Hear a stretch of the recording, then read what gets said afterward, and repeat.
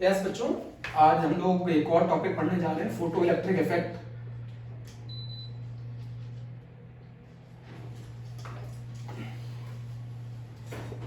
बच्चों क्या होता है, जब एक मेटल के सरफेस पर एक सुटेबल फ्रीक्वेंसी की लाइट जब हम इंसिडेंट कराते हैं, जब एक मेटल के सरफेस पर हम एक सुटेबल फ्रीक्वेंसी की लाइट इंसिडेंट कराते हैं तो मेटल के सरफेस से इलेक्ट्रॉन्स इजेक्ट होते हैं। इन इलेक्ट्रॉन्स को फोटो इलेक्ट्रॉन्स बोला जाता है। फोटो मतलब लाइट, इलेक्ट्रिक मतलब इलेक्ट्रॉन्स। जब मेटल के सरफेस पर आप एक सुटेबल फ्रीक्वेंसी की लाइट को आप मेटल के सरफेस पर जब आप एक सुटेबल फ्रीक्वेंसी की लाइट को जब आप मेटल के सरफेस पर एक सुटेबल फ्रीक्वेंसी की लाइट को इंसिडेंट कराते हैं, मान लो इस लाइट की जो फ्रीक्वेंसी है बच्चों, उसको हम इंसिडेंट लाइट की फ्रीक्वेंसी बोलते हैं। जब आप मेटल के सरफेस पर एक सुटेबल फ्रीक्वेंसी की लाइट इंसिडेंट कराएंगे तो मेटल के सरफेस से जो इलेक्ट्रॉन्स निकलेंगे, ये इलेक्ट्रॉन्स कहलाएंगे बच्चों फोटो इलेक्ट्रॉन्स। फोटो मतलब लाइट, फोटो इलेक्ट्रॉन्स। और अगर आप इन इलेक्ट्रॉन्स को किसी सर्किट में फ्लो करा देंगे तो ये करंट कॉन्स्टिट्यूट करेंगे, उसको कहेंगे फोटो इलेक्ट्रिक करंट। मेरी बात समझिएगा, एक मेटल है, उसके सरफेस पर एक सुटेबल फ्रीक्वेंसी की लाइट डालिए, उस मेटल के सरफेस से इलेक्ट्रॉन्स क्या होंगे, इजेक्ट होंगे। और अगर आप इन इलेक्ट्रॉन्स को किसी एक सर्किट में फ्लो करा देंगे तो उसके कारण आपको करंट मिलेगा, जिसको आप फोटो इलेक्ट्रिक करंट कहेंगे। बच्चों इससे ये तरीका है जिससे आप लाइट एनर्जी को किस में कन्वर्ट कर सकते हैं, इससे आप लाइट एनर्जी को कन्वर्ट कर सकते हैं किसमें, इलेक्ट्रिकल एनर्जी में। बच्चों जितनी भी फोटो वोल्टेक सेल होती है ना, जितनी भी, जैसे जब कैलकुलेटर में यूज होती है जो सेल, उसमें लाइट मेटल के सरफेस पे इंसिडेंट कराई जाती है, इलेक्ट्रॉन्स इजेक्ट होते हैं। इन इलेक्ट्रॉन्स को हम एक सर्किट में फ्लो कराते हैं जिसके कारण करंट जनरेट होता है, और इसी फिनोमिनन को हम क्या बोलते हैं, फोटो इलेक्ट्रिक इफेक्ट। बच्चों एक चीज और बता दूं, किसी भी फ्रीक्वेंसी पे फोटो इलेक्ट्रिक इजेक्शन नहीं हो सकता। जो मेटल के सरफेस पे जो एक लाइट डाली है आपने, इसकी फ्रीक्वेंसी एक पर्टिकुलर फ्रीक्वेंसी से ज्यादा या उसके बराबर होनी चाहिए, तभी ये मेटल के सरफेस से इलेक्ट्रॉन इजेक्ट होंगे। मेटल के सरफेस पे जो आप फ्रीक्वेंसी डाल रहे हैं, जो इंसिडेंट लाइट डाल रहे हैं, उसकी जो फ्रीक्वेंसी होनी चाहिए वो एक पर्टिकुलर फ्रीक्वेंसी से ज्यादा या उससे बराबर होनी चाहिए, तभी फोटो इलेक्ट्रिक एमिशन होगा, वरना नहीं होगा। बच्चों आप मेटल के सरफेस पे जो फ्रीक्वेंसी की लाइट आप डाल रहे हैं वो एक पर्टिकुलर फ्रीक्वेंसी के बराबर या उससे ज्यादा होनी चाहिए, तभी जाके फोटो इलेक्ट्रिक एमिशन होगा। बच्चों कहने का मतलब है, इस न्यू आई की वैल्यू उस पर्टिकुलर फ्रीक्वेंसी के बराबर या उससे ज्यादा होनी चाहिए। उस पर्टिकुलर फ्रीक्वेंसी को हम लोग बोलते हैं थ्रेशोल्ड फ्रीक्वेंसी। उस पर्टिकुलर फ्रीक्वेंसी को बच्चों हम लोग क्या बोलते हैं, थ्रेशोल्ड फ्रीक्वेंसी बोलते हैं। बच्चों मेटल के सरफेस पे जो लाइट डालेंगे उसकी फ्रीक्वेंसी एक पर्टिकुलर फ्रीक्वेंसी के बराबर या उससे ज्यादा होनी चाहिए, तभी फोटो इलेक्ट्रिक एमिशन होगा। वो फ्रीक्वेंसी बोली जाती है बच्चों threshold frequency, the minimum frequency which is required to eject the electron. The minimum frequency required to eject the electrons is known as threshold frequency, is known as threshold frequency। बच्चों जो metal के surface पे आपने जो light डाली है, ये आई का मतलब इंसिडेंट लाइट है। इंसिडेंट लाइट की फ्रीक्वेंसी या तो थ्रेशोल्ड फ्रीक्वेंसी के बराबर होनी चाहिए या उससे ज्यादा होनी चाहिए। तो मेटल के सरफेस पे आप जो लाइट डालोगे उसकी फ्रीक्वेंसी एक पर्टिकुलर फ्रीक्वेंसी से ज्यादा या उसके बराबर होनी चाहिए, तभी फोटो इलेक्ट्रिक एमिशन होगा, तभी फोटो इलेक्ट्रॉन्स इजेक्ट होंगे। एक और डेफिनेशन भी लिख सकते हैं आप थ्रेशोल्ड फ्रीक्वेंसी की। थ्रेशोल्ड फ्रीक्वेंसी की आप एक और डेफिनेशन भी लिख सकते हैं, the frequency below which no photo electric emission takes place. The frequency below which no photoelectric emission takes place, no photoelectric emission takes place। बच्चों इस बात को ऐसे समझो, एक अगर हर फ्रीक्वेंसी पर इलेक्ट्रॉन्स इजेक्ट हो पाते तो आज हमारी लाइफ डिजास्टर हो जाती। कैसे? मान लीजिए आपने एक मेटल के फ्रेम का चश्मा लगा रखा है ना, मेटल का फ्रेम है, उसमें मेटल के सरफेस पे लाइट पड़ती, इलेक्ट्रॉन्स इजेक्ट होते, फ्लो करते, तो करंट लगता आपको चश्मा लगाने से। अगर मेटल के सरफेस पे हर फ्रीक्वेंसी पर इलेक्ट्रॉन्स अगर इजेक्ट हो पाते तो आपके साथ कितनी घटनाएं होती हैं। आप ट्रांसफार्मर के बगल से गुजरे, लाइट पड़ी तो इलेक्ट्रॉन्स फ्लो हुए तो आपको करंट लगता। बच्चों मैं आपको क्या बताना चाह रहा हूं, मेटल के सरफेस पर किसी भी फ्रीक्वेंसी पर फोटो इलेक्ट्रिक एमिशन नहीं हो सकता।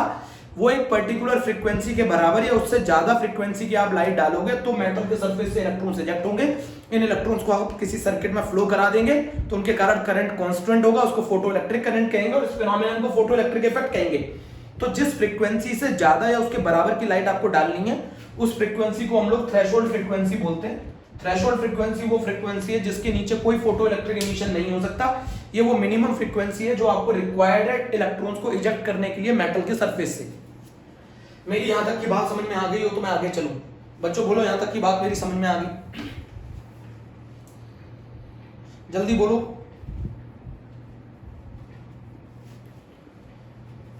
फोटो इलेक्ट्रिक इफेक्ट के बारे में बता दूं, मेटल के सरफेस पर एक सुटेबल फ्रीक्वेंसी की लाइट डालो जिसकी फ्रीक्वेंसी एक पर्टिकुलर फ्रीक्वेंसी के बराबर या उससे ज्यादा होगी तो फोटो इलेक्ट्रिक एमिशन होगा, इजेक्ट होंगे फोटो इलेक्ट्रॉन्स। अगर आपको बच्चों मैं बता दूं, अगर आपकी फ्रीक्वेंसी इंसिडेंट लाइट की थ्रेशोल्ड फ्रीक्वेंसी से कम है तो नो फोटो इलेक्ट्रॉन्स इजेक्शन, कोई फोटो इलेक्ट्रॉन्स का इजेक्शन नहीं होगा। बोलो बच्चों, वेरी इंपॉर्टेंट पॉइंट। अगर आपकी लाइट की फ्रीक्वेंसी, इंसिडेंट लाइट की फ्रीक्वेंसी थ्रेशोल्ड फ्रीक्वेंसी से अगर कम है तो आपका मेटल के सरफेस से कोई इलेक्ट्रॉन्स का इजेक्शन नहीं होगा। पहली बात तो ये नोट कर लीजिए। मैंने आपको क्या बताया, आप मेटल के सरफेस पे जो लाइट डालेंगे उसकी फ्रीक्वेंसी एक पर्टिकुलर फ्रीक्वेंसी से ज्यादा होनी चाहिए, है ना, और वो फ्रीक्वेंसी जो होती है जिससे बराबर या उससे ज्यादा होनी चाहिए उस फ्रीक्वेंसी को हम थ्रेशोल्ड फ्रीक्वेंसी बोलते हैं। अब मेरी बात समझिएगा, अब मेरे एक बहुत कंसेप्ट की बात समझिएगा। वेव थ्योरी क्या चीज एक्सप्लेन नहीं कर पाई। मान लीजिए ये मैंने एक इंसिडेंट लाइट डाली है और इसकी फ्रीक्वेंसी मैंने थ्रेशोल्ड फ्रीक्वेंसी से कम कर दी। ये मैंने एक इंसिडेंट लाइट डाली है बच्चों और इसकी फ्रीक्वेंसी मैंने थ्रेशोल्ड फ्रीक्वेंसी से कम कर दी। अब मैं इस लाइट की क्या कर रहा हूं बच्चों, इंटेंसिटी बढ़ा रहा हूं। अब मैं इस लाइट की इंटेंसिटी बढ़ा रहा हूं, मतलब इस लाइट का एम्पलीट्यूड बढ़ा रहा हूं। बच्चों इस इलेक्ट्रॉन्स कहां से इजेक्ट होते हैं समझते हैं? इस मेटल के सरफेस में मेटल एटम के पास इलेक्ट्रॉन्स है। इस मेटल के सरफेस में मेटल एटम और मेटल एटम के पास इलेक्ट्रॉन्स है। अगर इन इलेक्ट्रॉन्स को निकलने के लिए एनर्जी चाहिए और आप वेव थ्योरी के हिसाब से इंटेंसिटी बढ़ाकर एनर्जी दे रहे हैं तो इलेक्ट्रॉन निकलने चाहिए, बट इलेक्ट्रॉन तो नहीं निकल रहे। बच्चों वेव थ्योरी का क्या कहना था? वेव थ्योरी कहती थी अगर आप इंटेंसिटी बढ़ाओगे तो एनर्जी बढ़ेगी और मेटल एटम में से इलेक्ट्रॉन को निकालने के लिए आपको क्या चाहिए? एनर्जी चाहिए। आपने एनर्जी दी बट इलेक्ट्रॉन तो नहीं निकल रहे। आपने जो लाइट आपने मेटल के सरफेस पे डाली उसकी फ्रीक्वेंसी थ्रेशोल्ड फ्रीक्वेंसी से कम है, बट आपने उस लाइट की इंटेंसिटी बढ़ा दी। कैसे बढ़ा दी? आपने एम्पलीट्यूड बढ़ा के इंटेंसिटी बढ़ा दी। मेटल के सरफेस पे क्या होते हैं? एटम के अंदर कौन प्रेजेंट होते हैं? इलेक्ट्रॉन को निकलने के लिए चाहिए एनर्जी। बोलो, इलेक्ट्रॉन को निकलने के लिए चाहिए एनर्जी। इलेक्ट्रॉन को निकलने के लिए एनर्जी चाहिए, आप एनर्जी दे रहे हो इंटेंसिटी बढ़ाकर, बट इलेक्ट्रॉन तो नहीं निकल रहे, निकलने चाहिए थे। वेव थ्योरी के हिसाब से आप इसे एनर्जी दे रहे हो ना, वेव थ्योरी के हिसाब से आप इसे एनर्जी दे रहे हो। क्या बढ़ा के एनर्जी दे रहे हो? तो इंटेंसिटी बढ़ा के एनर्जी दे रहे हो, तो इलेक्ट्रॉन्स तो इजेक्ट होने चाहिए थे, बट इलेक्ट्रॉन्स तो इजेक्ट नहीं हो रहे। ये चीज एक्सप्लेन नहीं कर पाई कि भाई इलेक्ट्रॉन को निकलने के लिए एनर्जी चाहिए और एनर्जी तो मैं दे रहा हूं। बच्चों एक पॉइंट और बताना चाहता हूं, थ्रेशोल्ड फ्रीक्वेंसी जो है ना वो हर मेटल की अलग अलग होती है। थ्रेशोल्ड फ्रीक्वेंसी जो है ये depend on the nature of metal, her metal की थ्रेशोल्ड फ्रीक्वेंसी अलग अलग होती है, किसी की ज्यादा होती है, किसी की कम होती है। थ्रेशोल्ड फ्रीक्वेंसी हर मेटल की अलग अलग होती है, डिफरेंट होती है और ये नेचर ऑफ मेटल पे डिपेंड करती है। किसी मेटल की थ्रेशोल्ड फ्रीक्वेंसी ज्यादा है, किसी मेटल की कम। आप समझ रहे हैं ना कि वेव थ्योरी इसको क्यों एक्सप्लेन नहीं कर पाई। वेव थ्योरी के हिसाब से इंटेंसिटी बढ़ाने पे एनर्जी बढ़ती है और अगर आप इन एटम को, इन इलेक्ट्रॉन्स को एनर्जी दोगे तो इन इलेक्ट्रॉन्स को इजेक्ट होना चाहिए था, बट ये इलेक्ट्रॉन्स तो इजेक्ट नहीं हो पाए। तो वेव थ्योरी इस फिनोमेनन को एक्सप्लेन नहीं कर पाई। अगर इंसिडेंट लाइट की फ्रीक्वेंसी थ्रेशोल्ड फ्रीक्वेंसी से कम है, भले ही आप इंटेंसिटी बढ़ा दें बट इलेक्ट्रॉन्स इजेक्ट नहीं होंगे, इस चीज को वेव थ्योरी एक्सप्लेन नहीं कर पाई। अभी भी आप समझिए भाई बात। हमने क्या करा, एक मेटल का सरफेस लिया, उस पर एक सुटेबल फ्रीक्वेंसी की लाइट डाली, मेटल के सरफेस से यहां से इलेक्ट्रॉन्स इजेक्ट हुए और ये जो मेटल के सरफेस पर जो हम लाइट डाल रहे हैं इसकी फ्रीक्वेंसी एक पर्टिकुलर फ्रीक्वेंसी से ज्यादा होनी चाहिए या उसके बराबर होनी चाहिए और वो फ्रीक्वेंसी कहलाती है थ्रेशोल्ड फ्रीक्वेंसी। थ्रेशोल्ड फ्रीक्वेंसी से अगर आप नीचे की लाइट मेटल के सरफेस पे डालेंगे तो कोई फोटो इलेक्ट्रिक एमिशन नहीं होगा, कोई फोटो इलेक्ट्रॉन्स इजेक्ट नहीं होंगे। मेरी बात को बहुत ध्यान से समझिए, कोई फोटो इलेक्ट्रॉन्स इजेक्ट नहीं होंगे। मेरी बात समझिए ध्यान से।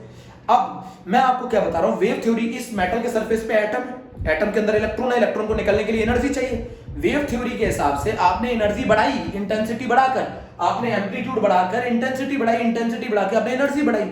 एनर्जी बढ़ाने के बाद तो इलेक्ट्रॉन निकलने चाहिए थे ना, बट इलेक्ट्रॉन्स नहीं निकले, इलेक्ट्रॉन्स नहीं निकले। ये ऑब्जर्वेशन है, ये ऑब्जर्वेशन है कि अगर हम वेव थ्योरी के हिसाब से चलते तो वेव थ्योरी क्या कहती है, एनर्जी कैसे बढ़ाई जाती है, इंटेंसिटी बढ़ाकर। इंटेंसिटी बढ़ाकर अगर एनर्जी बढ़ाई जाती है तो इसमें से इलेक्ट्रॉन्स को निकलने के लिए आपने एनर्जी बढ़ा दी, इंटेंसिटी बढ़ा के। इंटेंसिटी कैसे बढ़ाई, एम्पलीट्यूड बढ़ाकर, एम्पलीट्यूड बढ़ा के आपने इंटेंसिटी बढ़ाई, इंटेंसिटी बढ़ाई तो इलेक्ट्रॉन्स निकलने चाहिए थे, बट नहीं निकले। बोलो बच्चों, जरा मेरी बात समझो। अब एक और बात, मुझे एक चीज बताओ, वेव थ्योरी के हिसाब से अगर मान लो आपने जो मेटल के सरफेस पे लाइट डाली, आपने जो मेटल के सरफेस पे लाइट डाली, इस लाइट की फ्रीक्वेंसी मान लो अगर थ्रेशोल्ड फ्रीक्वेंसी से ज्यादा है, तो बताओ ये इलेक्ट्रॉन्स इजेक्ट जो होने चाहिए ये इंस्टेंटली होने चाहिए, अगर वेव थ्योरी के हिसाब से चल रहे हैं, ये इंस्टेंटली होने चाहिए या टाइम लैग के साथ होने चाहिए, जरा मुझे बताओ। वेव थ्योरी के हिसाब से मेटल के सरफेस पे आपने जो लाइट डाली वो इंसिडेंट लाइट, उसकी फ्रीक्वेंसी थ्रेशोल्ड फ्रीक्वेंसी से ज्यादा है, तो बताओ जो इलेक्ट्रॉन इजेक्ट होगा वो एकदम होना चाहिए कि थोड़ा टाइम लैग के बाद होना चाहिए, जल्दी बताओ। वो एकदम होना चाहिए कि थोड़े टाइम लैग के बाद होना चाहिए। मेटल के सरफेस पे आपने एक लाइट डाली, मेटल के सरफेस पे लाइट डाली, उसकी फ्रीक्वेंसी थ्रेशोल्ड फ्रीक्वेंसी से ज्यादा है, इलेक्ट्रॉन्स इजेक्ट होंगे। ये इलेक्ट्रॉन्स इंस्टेंटली इजेक्ट होने चाहिए कि कुछ देर के बाद होने चाहिए। अब जरा मेरी बात समझो, वेव के अंदर क्या होता है, वेव ऐसे ना, वेव ऐसे बनती है, इसका मतलब है पूरी एनर्जी एक साथ नहीं मिलती। वेव के अंदर जब वेव मान लो मेटल सरफेस पर, मेटल के सरफेस पर जब ये एनर्जी एब्जॉर्ब होगी in the form of wave, तो ये एक साथ नहीं होगी, क्योंकि वेव में पूरी एनर्जी डिस्ट्रीब्यूट होती है क्रस्ट और ट्रफ पर, तो उस एनर्जी को एब्जॉर्ब होने के लिए थोड़ा सा टाइम लैग मिलेगा। जब इलेक्ट्रॉन को जब पूरी एनर्जी मिलेगी तभी तो इलेक्ट्रॉन इजेक्ट होगा। मेरी बात नहीं समझे आप, क्या कह रहा हूं मैं आपसे, मेटल के सरफेस पर लाइट पड़ी इलेक्ट्रॉन्स इजेक्ट होंगे, बट जब आप वेव के फॉर्म में एनर्जी ट्रेवल करती है, जब वेव के फॉर्म में एनर्जी एब्जॉर्ब होगी तो वो एक साथ नहीं होती, वो पूरी एनर्जी एक साथ नहीं मिलती। क्यों? वेव के फॉर्म में पहले क्रस्ट एब्जॉर्ब होगा, देन ट्रफ होगा, और ये एनर्जी पूरे क्रस्ट और पूरे ट्रफ पर डिस्ट्रीब्यूट होती है। तो इलेक्ट्रॉन को जो एनर्जी मिलेगी वो अगर वेव के फॉर्म में हम देख रहे हैं तो वो थोड़ी देर में मिलेगी, पूरी एनर्जी एक साथ नहीं मिलती बच्चों, पूरी एनर्जी एक साथ नहीं मिलेगी, क्योंकि वो पूरे क्रस्ट और पूरे ट्रफ पर डिस्ट्रीब्यूट है। मान लो अगर एनर्जी, मैं, आप सुन रहे हैं ना मेरी बात क्या कह रहा हूं, मान लो इस मेटल का सरफेस है, मेटल के सरफेस पे जो एनर्जी वेव के फॉर्म में ट्रेवल, वेव एक मीडियम है जिसके थ्रू एनर्जी प्रोपोगेट करती है। अगर मैं बात करूं इलेक्ट्रॉन्स को एनर्जी अगर वेव के फॉर्म में मैं देखूं तो वो उनको एक साथ नहीं मिलेगी एनर्जी। पूछो क्यों नहीं मिलेगी? क्योंकि वो एनर्जी डिस्ट्रीब्यूट है पूरे क्रस्ट और पूरे ट्रफ पे, तो पहले क्रस्ट एब्जॉर्ब होगा फिर ट्रफ एब्जॉर्ब होगा। बच्चों मैं ये बताना चाहता हूं ये एनर्जी यहां से लेके यहां तक पूरा डिस्ट्रीब्यूटेड है, पूरी डिस्ट्रीब्यूटेड है, एक पूरे क्रस्ट पर डिस्ट्रीब्यूटेड है पूरे ट्रफ पर, तो पहले क्रस्ट एब्जॉर्ब होगा फिर ट्रफ एब्जॉर्ब होगा, तब जाके इलेक्ट्रॉन्स को एनर्जी मिलेगी। तो इलेक्ट्रॉन को निकलने में टाइम लैग होना चाहिए था ना, इलेक्ट्रॉन को निकलने में टाइम लैग होना चाहिए था ना अकॉर्डिंग टू वेव थ्योरी। बच्चों वेव के फॉर्म में जब एनर्जी एब्जॉर्ब होगी तो वो एक साथ नहीं होती, पूरी एनर्जी एक साथ नहीं मिलती है। पहले वो क्रस्ट के, क्योंकि एनर्जी डिस्ट्रीब्यूट होती है पूरे क्रस्ट और पूरे ट्रफ पे, तो पहले क्रस्ट एब्जॉर्ब होगा फिर पूरा ट्रफ एब्जॉर्ब होगा, तब जाके उसे एनर्जी मिलेगी। वेव के फॉर्म में जब एनर्जी आती है तो बच्चों वो एक साथ नहीं मिलती, पूरी की पूरी एनर्जी एक ही साथ नहीं मिलती है। पहले क्रस्ट एब्जॉर्ब होगा फिर ट्रफ एब्जॉर्ब होगा, तब पूरी एनर्जी मिलेगी। और अगर तब मिलेगी तो उसको निकलने में इलेक्ट्रॉन को थोड़ा सा टाइम लैग होना चाहिए था ना। मैं क्या बता रहा हूं, ये मैंने एक मेटल का सरफेस लिया, मैंने इस मेटल के सरफेस पर एक सुटेबल फ्रीक्वेंसी की लाइट डाली, उस सुटेबल फ्रीक्वेंसी की लाइट डालने में मेटल के सरफेस से इलेक्ट्रॉन इजेक्ट हुए। इन इलेक्ट्रॉन्स को मैंने फोटो इलेक्ट्रॉन्स कहा। ये जो फ्रीक्वेंसी है इंसिडेंट लाइट की एक पर्टिकुलर फ्रीक्वेंसी से ज्यादा होनी चाहिए या उसके बराबर होनी चाहिए, और वो फ्रीक्वेंसी कहलाती है थ्रेशोल्ड फ्रीक्वेंसी। बच्चों सबसे पहली चीज मैंने ये बताई कि मेटल के सरफेस पर मैंने अगर लाइट डाली और उस लाइट की फ्रीक्वेंसी थ्रेशोल्ड फ्रीक्वेंसी से कम है, तो चाहे मैं कितनी भी इंटेंसिटी बढ़ा दूं कोई फोटो इलेक्ट्रिक एमिशन नहीं होगा, वेदर इंटेंसिटी कुछ भी हो बट कोई फोटो इलेक्ट्रिक एमिशन नहीं होगा। बट वेव थ्योरी का क्या कहना था, इन मेटल के सरफेस पर मेटल एटम है, उनके अंदर इलेक्ट्रॉन है, इलेक्ट्रॉन को बाहर निकलने के लिए क्या चाहिए, एनर्जी चाहिए। तो मैं एनर्जी दे तो रहा था वेव थ्योरी के अकॉर्डिंग, वेव थ्योरी के अकॉर्डिंग मैं एनर्जी कैसे दे सकता हूं, इंटेंसिटी बढ़ाकर। मैंने इंटेंसिटी बढ़ाई, इंटेंसिटी कैसे बढ़ा सकता हूं, एम्पलीट्यूड बढ़ाकर, एम्पलीट्यूड बढ़ाकर भी मैंने इनको एनर्जी देने की कोशिश की, बट इलेक्ट्रॉन से इजेक्ट नहीं हुए। ये चीज एक्सप्लेन नहीं कर पाया। भाई इलेक्ट्रॉन को निकलने के लिए एनर्जी चाहिए, एनर्जी आप दे रहे हो वेव थ्योरी के हिसाब से, क्या करके इंटेंसिटी बढ़ाकर आपने एनर्जी दी पर इलेक्ट्रॉन इजेक्ट नहीं हुए, तो ये चीज एक्सप्लेन नहीं कर पाया। दूसरी चीज ये है कि बच्चों वेव थ्योरी के हिसाब से एनर्जी जो होती है वो पूरे वेव पर डिस्ट्रीब्यूट होती है, वो एक साथ नहीं मिलेगी इलेक्ट्रॉन को। तो इलेक्ट्रॉन को पहले क्रस्ट एब्जॉर्ब होगा, फिर ट्रफ एब्जॉर्ब होगा, तब जाके एनर्जी मिलेगी। तो जो इलेक्ट्रॉन होगा वो इंस्टेंटली नहीं, क्योंकि इंस्टेंटली तो तभी इलेक्ट्रॉन निकलेगा ना जब उसे पूरी एनर्जी एक साथ मिल जाए। तो इलेक्ट्रॉन को पूरी एनर्जी एक साथ तो मिल नहीं रही है। कैसे नहीं मिल रही है? क्योंकि वो पूरा क्रस्ट और पूरा ट्रफ एब्जॉर्ब होगा तभी तो उसे एनर्जी मिलेगी। तो जब इलेक्ट्रॉन को पूरी एनर्जी एक साथ नहीं मिल रही है तो वो इलेक्ट्रॉन जो निकलेगा वो कुछ ना कुछ टाइम लैग के साथ निकलेगा। भाई आपने एनर्जी यहाँ पे दी, ये एनर्जी एक साथ नहीं मिली, कुछ टाइम के बाद मिली, तभी तो जब पूरी एनर्जी मिलेगी तभी तो इलेक्ट्रॉन निकलेगा। तो मेटल के सरफेस से अगर मैं वेव थ्योरी देखूं तो वेव थ्योरी के हिसाब से एनर्जी जो है वो पूरे वेव पर डिस्ट्रीब्यूट है, और जब वो पूरे वेव पर डिस्ट्रीब्यूट है तो उसे मेटल के सरफेस से निकलने के लिए, उसे मेटल के सरफेस से इलेक्ट्रॉन को निकलने के लिए कुछ ना कुछ टाइम लैग लगेगा, क्योंकि जब पूरी एनर्जी मिलेगी तभी तो इलेक्ट्रॉन निकलेगा। कुछ माइक्रोसेकंड, कुछ मिलीसेकंड का टाइम लैग होना चाहिए था लाइट जो टकराई और इलेक्ट्रॉन के निकलने के बीच में। बट जब प्रैक्टिकली चेक किया गया तो इलेक्ट्रॉन्स का इजेक्शन इंस्टेंटली था। जैसे ही मेटल के सरफेस पे लाइट पड़ी वैसे इलेक्ट्रॉन इजेक्ट हो गए। तो वेव थ्योरी के हिसाब से इलेक्ट्रॉन को निकलने के लिए टाइम लैग होना चाहिए था। वेव थ्योरी के हिसाब से इलेक्ट्रॉन को निकलने के लिए टाइम लैग होना चाहिए था, मतलब पूरे इलेक्ट्रॉन कुछ समय के बाद, लाइट के पड़ने के कुछ समय के बाद निकलना चाहिए था। क्यों निकलना चाहिए था? क्योंकि वेव के अकॉर्डिंग, वेव थ्योरी के हिसाब से एनर्जी जो है वो पूरी वेव पर डिस्ट्रीब्यूट है। जब पूरी एनर्जी इलेक्ट्रॉन को मिलेगी तभी तो इलेक्ट्रॉन इजेक्ट होगा। पूरी एनर्जी नहीं मिलती, पहले क्रस्ट एब्जॉर्ब होगा, फिर ट्रफ एब्जॉर्ब होगा, तब जाके इलेक्ट्रॉन को एनर्जी मिलेगी। तो जो इलेक्ट्रॉन इजेक्ट होगा उसके बीच में कुछ ना कुछ टाइम लैग होगा ना, लाइट के यहाँ पे टकराने पर और इलेक्ट्रॉन के इजेक्शन में कुछ ना कुछ टाइम लैग होगा। बट प्रैक्टिकली चेक किया गया तो इलेक्ट्रॉन का इजेक्शन इंस्टेंटली था बच्चों, इलेक्ट्रॉन का इजेक्शन इंस्टेंटली था। वेव थ्योरी के हिसाब से इलेक्ट्रॉन को निकलने में कुछ ना कुछ टाइम लैग होना चाहिए था। लाइट मेटल के सरफेस से पड़ी, फिर इलेक्ट्रॉन निकलेगा, तो कुछ ना कुछ दोनों के बीच में टाइम लैग होना चाहिए था। बट प्रैक्टिकली जब चेक किया गया तो इलेक्ट्रॉन का निकलना विदाउट टाइम लैग होता है। तो ये चीज भी कौन एक्सप्लेन नहीं कर पाया? Wave theory. वेव थ्योरी इस चीज को भी एक्सप्लेन नहीं कर पाई बच्चों, मेरी बात सुनिए बहुत ध्यान से। मेटल के सरफेस पे आप किसी भी फ्रीक्वेंसी की लाइट नहीं डाल सकते। मेटल के सरफेस पे फोटो इलेक्ट्रिक इमिशन तभी होगा जब मेटल के सरफेस पर आप जो फ्रीक्वेंसी की लाइट डालेंगे वो एक पर्टिकुलर फ्रीक्वेंसी के बराबर या उससे ज्यादा होगी, और वो फ्रीक्वेंसी कहलाती है थ्रेशोल्ड फ्रीक्वेंसी। वेव थ्योरी कैसे फेल होगी? वेव थ्योरी के हिसाब से इंटेंसिटी बढ़ाकर आपने एनर्जी बढ़ाई तो इलेक्ट्रॉन्स को इजेक्ट होना चाहिए था, बट इलेक्ट्रॉन्स इजेक्ट नहीं हुए। वेव थ्योरी के हिसाब से जब पूरी एनर्जी एब्जॉर्ब होगी उसके बाद जो इलेक्ट्रॉन निकलेगा उनके बीच में टाइम लैग होना चाहिए था। इलेक्ट्रॉन के इजेक्शन और लाइट के गिरने पर दोनों के बीच में क्या होना चाहिए था? टाइम लैग, बट वो नहीं हुआ। इलेक्ट्रॉन का इजेक्शन इंस्टेंटली होता है। तो ये दोनों फिनोमेनन कौन एक्सप्लेन नहीं कर पाया बच्चों? दोनों फिनोमेनन कौन एक्सप्लेन नहीं कर पाया? Wave theory. इन दोनों पॉइंट्स को कौन सी थ्योरी एक्सप्लेन नहीं कर पाई? वेव थ्योरी एक्सप्लेन नहीं कर पाई। बच्चों हर मेटल का थ्रेशोल्ड फ्रीक्वेंसी अलग अलग होती है, वो नेचर ऑफ मेटल पे डिपेंड करती है।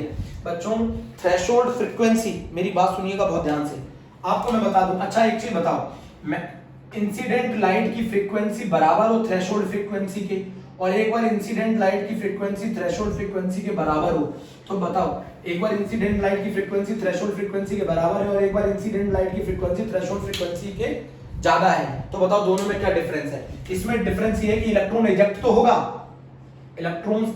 होगा, बट उसकी काइनेटिक एनर्जी 0 होगी, मतलब। और इसके केस में इलेक्ट्रॉन इजेक्ट होगा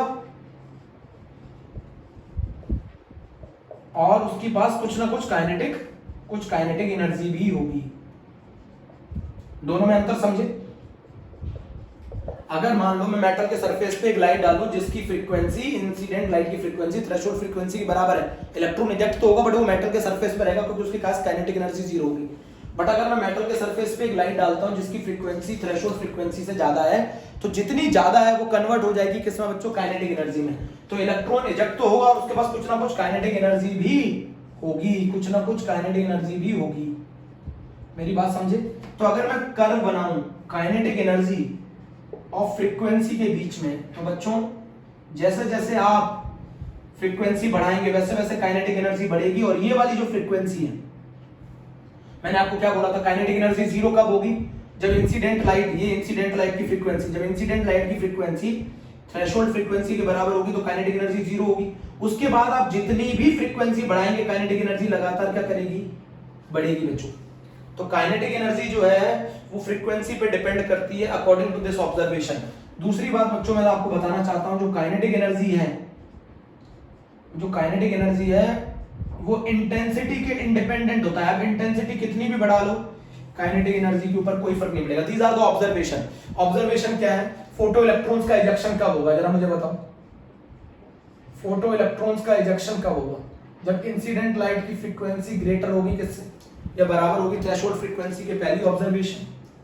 दूसरा, अगर मान लो इंसिडेंट लाइट की फ्रीक्वेंसी थ्रेशोल्ड फ्रीक्वेंसी से कम है तो चाहे आप कितनी भी इंटेंसिटी बढ़ा लो, कितनी भी इंटेंसिटी बढ़ा लो, कोई फोटो इलेक्ट्रिक इमिशन नहीं होगा, नो फोटो इलेक्ट्रिक इमिशन। ये ऑब्जर्वेशन है।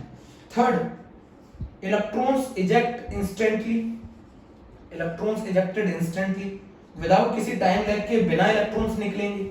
ये सब ऑब्जर्वेशन है। फोर्थ ऑब्जर्वेशन है बच्चों, आप ये बताओ मेटल के सरफेस पर आप जो लाइट डाल रहे हो उसकी फ्रीक्वेंसी अगर थ्रेशोल्ड फ्रीक्वेंसी के बराबर है तो आप ये देखेंगे इलेक्ट्रॉन्स इजेक्ट तो होंगे बट उनके पास काइनेटिक एनर्जी नहीं होगी। तो काइनेटिक एनर्जी जीरो कब तक होती है, जब तक इंसिडेंट लाइट की फ्रीक्वेंसी किसके बराबर होती है, थ्रेशोल्ड फ्रीक्वेंसी के बराबर।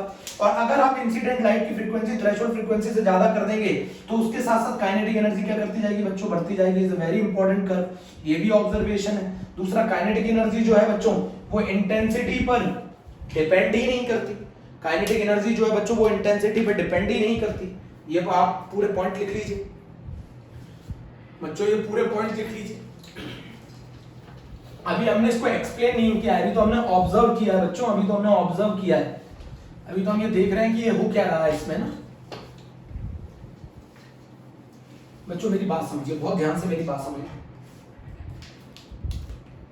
ये मैंने एक मेटल का सरफेस लिया है, एक मेटल का सरफेस ना, इस मेटल के सरफेस पर मैंने लाइट डाली, इस मेटल के सरफेस पे मैंने लाइट डाली। इस लाइट की जो फ्रीक्वेंसी है वो इंसिडेंट लाइट। मेटल के सरफेस से इलेक्ट्रॉन्स इजेक्ट हुए, इन इलेक्ट्रॉन्स को हम क्या बोलेंगे, फोटो इलेक्ट्रॉन्स बोलेंगे। ये फोटो इलेक्ट्रॉन्स इजेक्ट कब होंगे, जब इंसिडेंट लाइट की फ्रीक्वेंसी, ऑब्जर्वेशन है बच्चों ये, जब इंसिडेंट लाइट की फ्रीक्वेंसी थ्रेशोल्ड फ्रीक्वेंसी से बराबर या उससे ज्यादा हो। जब इंसिडेंट लाइट की फ्रीक्वेंसी थ्रेशोल्ड फ्रीक्वेंसी के बराबर या उससे ज्यादा हो तो थ्रेशोल्ड फ्रीक्वेंसी वो मिनिमम फ्रीक्वेंसी है, the minimum frequency which is required to eject the electron। ये वो मिनिमम फ्रीक्वेंसी है जो रिक्वायर्ड है टू इजेक्ट द इलेक्ट्रॉन्स। अब बच्चों अगर आपने मेटल के सरफेस पे ये कंडीशन रखी, इंसिडेंट लाइट की फ्रीक्वेंसी थ्रेशोल्ड फ्रीक्वेंसी से कम रखी तो कोई फोटो इलेक्ट्रिक इमिशन नहीं होगा, चाहे इंटेंसिटी कुछ भी हो। No photo electric emission,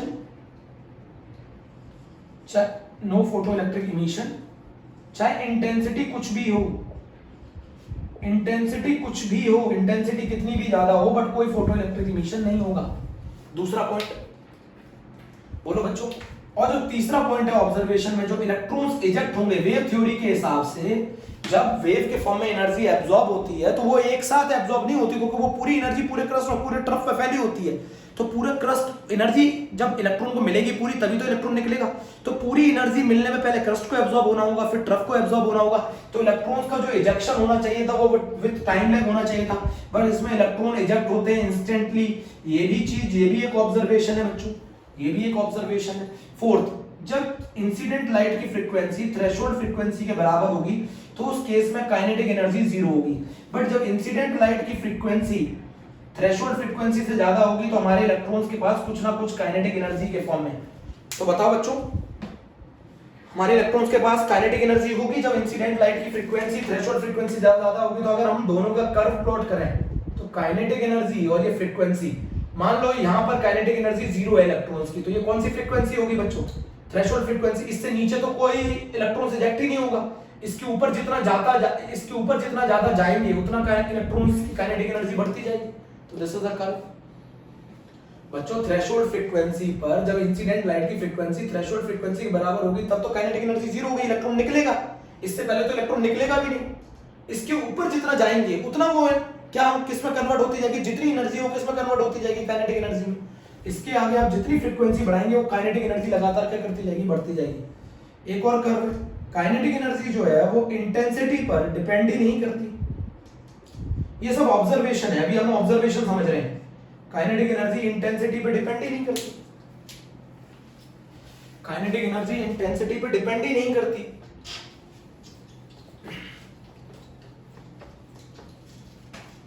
kinetic energy intensity पे डिपेंड ही नहीं करती। फोटो इलेक्ट्रॉन्स की kinetic energy is independent of intensity. तो काइनेटिक एनर्जी डिपेंड किस पे कर रही है, इंसिडेंट लाइट की फ्रीक्वेंसी। आप जरा मेरी बात समझो, अगर मान लो ये मेटल का सरफेस है,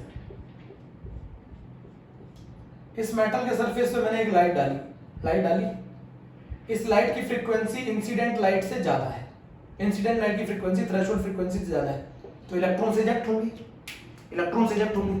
अब मान लो ये कंडीशन सेम रखते हुए, ये सेम कंडीशन रखते हुए मैंने इंटेंसिटी बढ़ा दी, ये सेम कंडीशन रखते हुए मैंने इंटेंसिटी बढ़ा दी,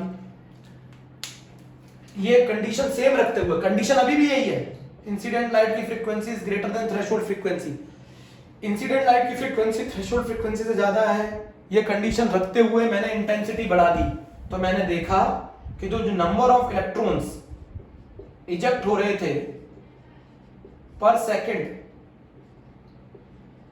पर यूनिट एरिया वो बढ़ जाएंगे। जो number of photo electrons eject होंगे वो बढ़ जाएंगे। बच्चों मैंने सेम कंडीशन रखते हुए इंसिडेंट लाइट की फ्रीक्वेंसी थ्रेशोल्ड फ्रीक्वेंसी से ज्यादा रखते हुए मैंने लाइट की इंटेंसिटी बढ़ाई, तो मैंने देखा जो number of photo electrons eject हो रहे थे पर सेकंड पर यूनिट एरिया वो बढ़ जाएंगे। बच्चों ये कंडीशन समझिए आप, वो बढ़ जाएंगे। ये फॉलोइंग ऑब्जर्वेशन है जो हमारी वेव थ्योरी एक्सप्लेन नहीं कर पाई। बच्चों ये फॉलोइंग वेव थ्योरी का ये कहना था जो काइनेटिक एनर्जी है वो इंटेंसिटी पे डिपेंड करनी चाहिए थी, सही है, बट काइनेटिक एनर्जी किस पे डिपेंड कर रही थी, फ्रीक्वेंसी पे। तो ये सारे फिनोमिनल एक्सप्लेन नहीं कर पाई कौन सी थ्योरी, वेव थ्योरी। अब जो भी डाउट रहेगा बच्चों वो अगले टर्म पे कवर करूंगा। Okay, thank you. कितने मिनट